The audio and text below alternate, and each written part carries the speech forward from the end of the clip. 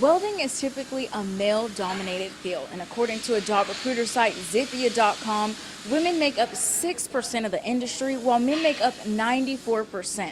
But a young lady at Blinn College in Bryan is helping change that. Meet Leslie Alfaro Figueroa. She's 22 years old and the only female in Blinn's welding program. Like the first day of my blueprint class, I was just there thinking, like, is this actually for me? Like, what am I doing?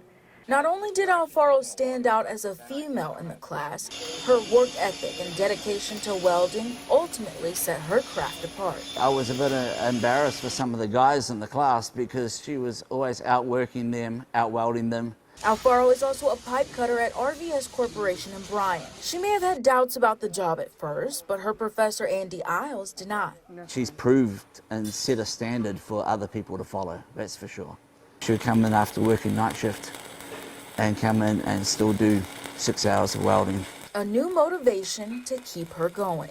It made me, I guess, proud of myself, being there, being the only girl. Just being around a bunch of guys doesn't intimidate me a lot. Professor Isles says Alfaro paved the way. He says there's a need for more females in welding due to hand-eye coordination and attention to detail.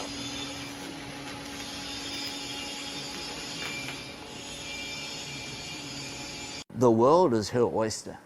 You know, whoever employs her in the future is going to be extremely blessed. Finally knowing she had a place she belonged. A promotion awaits Alfaro after graduation. They're ready for me to move up into the other prefab department. Makes me feel really, really good. A job well done. After graduation, Alfaro will transition into a full-time position with RVS. She'll continue to sharpen her skills and has dreams of opening her own welding company one day to hopefully inspire other women just like her.